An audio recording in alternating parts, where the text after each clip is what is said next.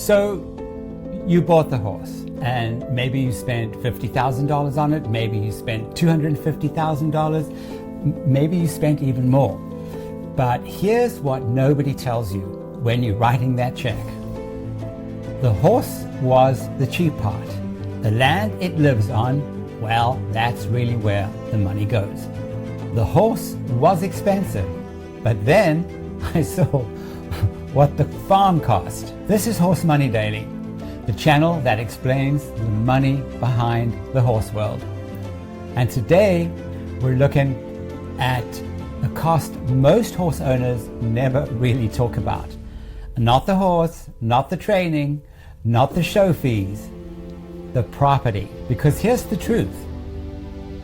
Every horse you buy needs somewhere to sleep, somewhere to eat, somewhere to be ridden, and that somewhere is not free. A horse lives 20, 25, maybe 30 years. In my case, mine up to about 35.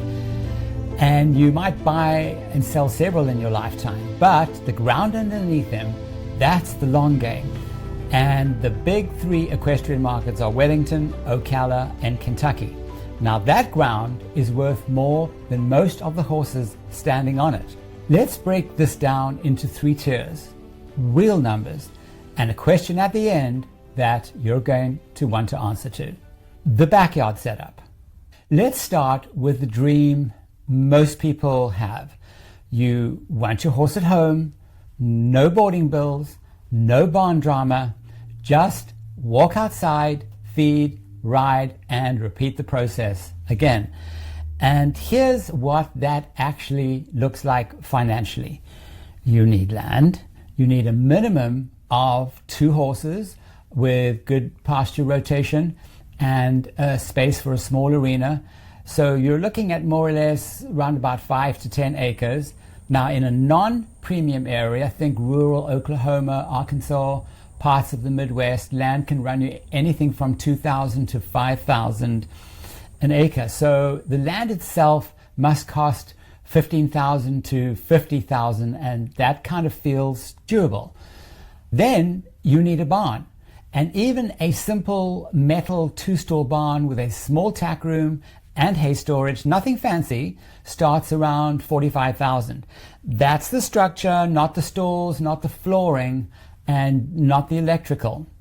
Of course, then you need fencing, and you can get 3-stranded coated electric or just the basic board, and that runs you about $15 to $35 a foot.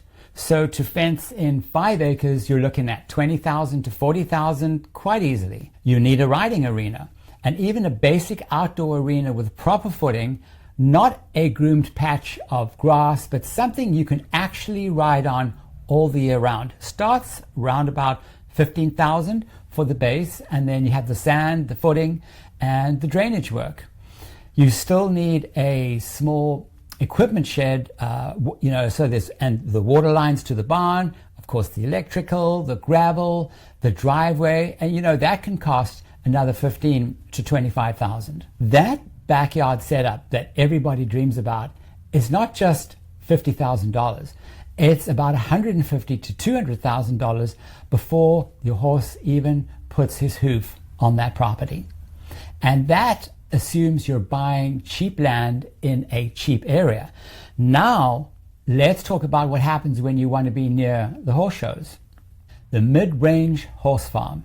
This is where the serious amateur or small professional lives. Enough land to ride, enough stalls for 4 to 8 horses, a proper barn, an area that works in all weather, and maybe a small guest apartment, for a working student or friend or something like that. You're buying 10 to 25 acres in an area outside the bluegrass premium belt. Good horse land runs anything from $2,500 to $4,000 an acre. So 10 acres might cost you $30,000 to $40,000 just for the raw land. But the raw land is just the beginning. A proper 6-stall barn, not a kit, not a run-in, but with a center aisle, a wash stall, a feed room, a tack room, a hayloft, runs about $60,000 to $90,000 for the building alone. Metal construction keeps the costs down, but the moment you add custom storefronts, those beautiful Dutch doors, awesome ventilation, skylights, water, and good setup with electric, you're way past the $100,000 without even blinking. Now, fencing for 15 acres comes around $40,000 to $70,000, and that depends on the material you use. The outdoor arena, properly graded, drained, and footed, starts at about $25,000 and goes up if you want lights or mirrors. And then there's the house. So you need to live somewhere. A modest farmhouse or manufactured home on the property adds $150,000 to $300,000. All in, you're talking land, barn, fencing, arena, house. You're now at $400,000 to $600,000, a mid-range market, and that's before you pay your taxes, insurance, your maintenance, and the actual the horses living on the property. That's the middle path, manageable but not cheap. Now let's go where the big money lives. We have Wellington, Ocala, Kentucky, and those are the premium markets. And the numbers staggering in completely different ways. Wellington, Florida, the epicenter of winter show jumping, home of the Winter Equestrian Festival. In 2023, the Wellington Land Report priced equestrian land at $692,000 per acre. Not a farm, just an acre. There are fewer than 7,500 acres zoned for equestrian use in the entire Wellington area. The land is bounded by the Everglades on the one side and then urban development on the other. And it's a finite resource. And the people who want it have unlimited budgets. A modest 5-acre Wellington equestrian property, not the Grand Prix Village, okay?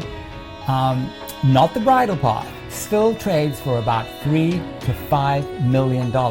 In the Grand Prix Village, where the top barns and riders live during the season, the average sale prices exceed $14 million. You are not paying for the land, you're paying for access to the showgrounds, the circuit, the buyers, the sponsors, and the concentration of the entire sport in the one zip code for 3 months a year. Now let's look at Ocala, Florida. Ocala used to be the affordable alternative. Then the World Equestrian Center opened in 2021, and that changed everything. Before WEC, Marion County equestrian land traded at a fraction of the Wellington prices. Since then, equestrian values in Marion County have increased by almost 8 times. I mean, 8 times. Today, the average property listing in Marion County is about $1.6 million. But premium properties near WEC or along the prime corridors can push well past that. A turnkey 20-acre farm with a 10-stall barn, arena, residence is routinely listed about $2 to $4 million, and the demand is still rising. Now let's look at Kentucky. The bluegrass is different. Lexington horse farms are about prestige, breeding, and of course, legacy. The land itself, that deep limestone soil, is really what makes it for the horses. Basic horse land around Lexington runs about $10,000 to $50,000 per acre, depending on the location, the soil quality, and the improvements. Unlike Wellington, there is still land available, but the premium farms, the ones with history, the proven pasture, with the right address, those trade in the millions.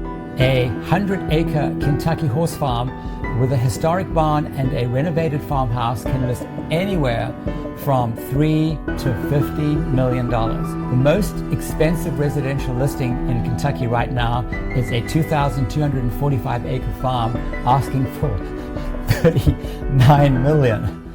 You have 3 regions, 3 completely different price tiers, but one thing they all have in common: you pay for the ground before you ever get to ride on it. The hidden reality.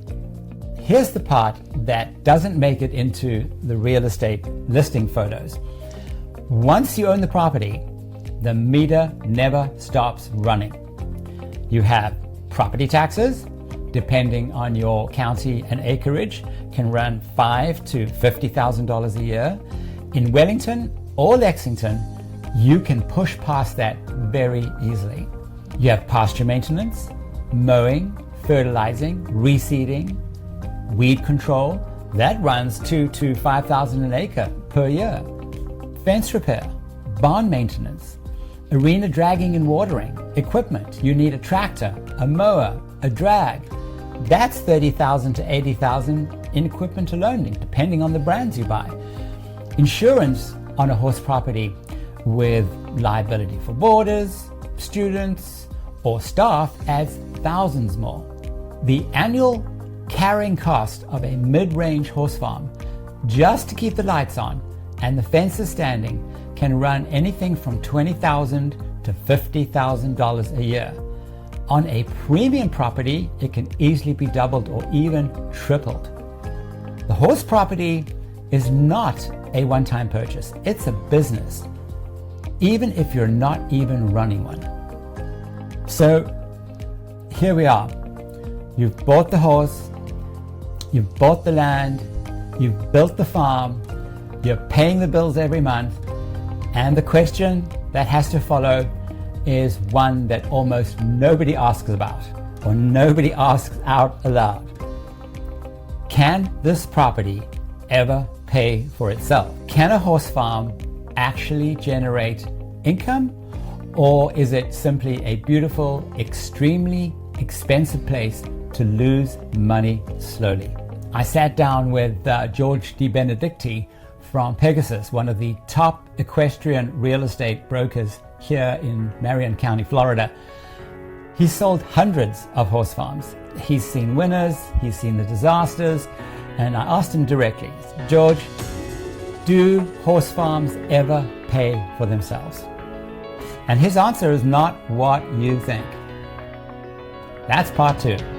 This is Horse Money Daily, where we look at the business, money, and reality behind the horse world. If you want to know whether the farm that you're dreaming could actually make money, subscribe, because the next episode answers the question nobody wants to ask. Thank you so much for watching.